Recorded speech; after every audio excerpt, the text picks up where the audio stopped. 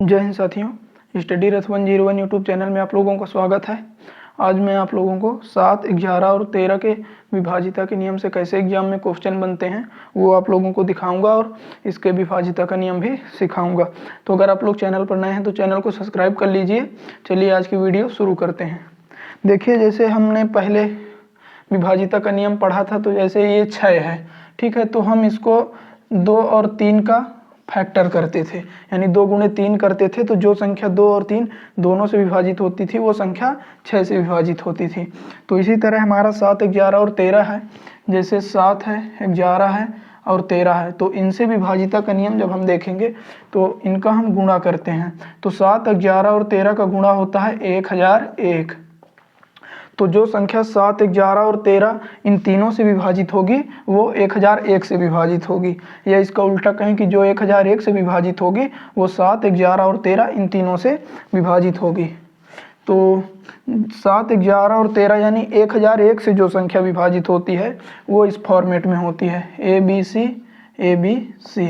अब इसे देखेंगे कैसे। जो संख्या 1001 से विभाजित होगी वो इसी फॉर्मेट में होगी। जैसे हमने लिख दिया 5 4 46, ठीक है, तो हम एक बार और यही संख्या रिपीट कर दें, यानी 546 546 2 बार लिख दें, तो ये संख्या 1001 से पूरी विभाजित हो जाएगी।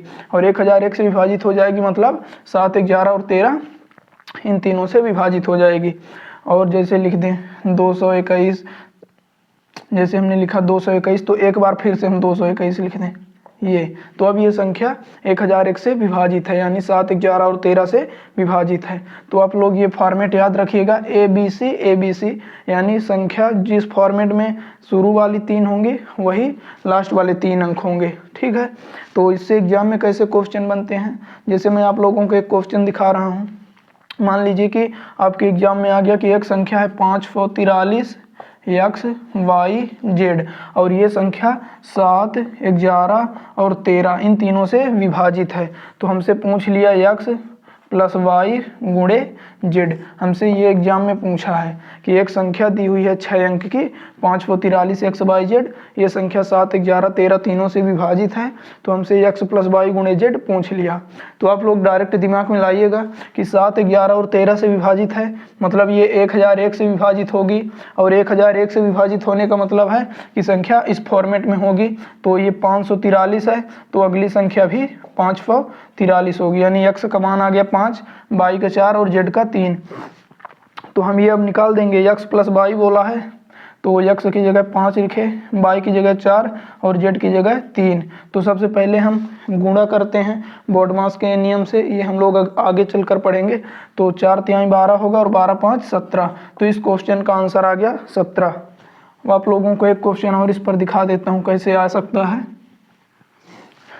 देखिए, जैसे हमने ये लिख दिया 7X 4Y 3Z, हमने ये लिख दिया 7X 4Y और 3Z, ठीक है, 7X 4Y 3Z, और बोल दिया कि ये संख्या 7, 11 और 13 तीनों से विभाजित है।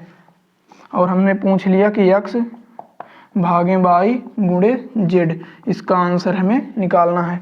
तो आप लोग देखेंगे कि जब ये 7, 11 और 13 से विभाजित है, मतलब ये 1001 से विभाजित होगी, और 1001 से विभाजित होने का मतलब है कि ABC ABC के फॉर्मेट में होगी, यानी ये 3 अंक और ये 3 अंक एक जैसे होंगे। तो जैसे इसमें शुरू का अंक देखिए 7 है, तो यहाँ भी शुरू का अंक 7 होगा, यानी Y की जगह 7 होगा।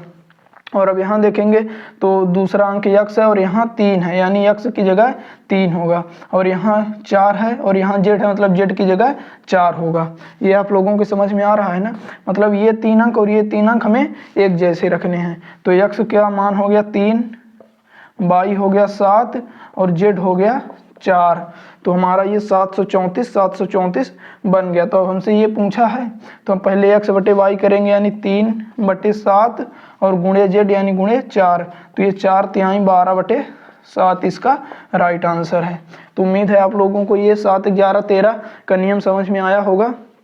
फिर से मिलेंगे अगले वीडियो में, तब तक के लिए धन्यवाद। जय हिंद।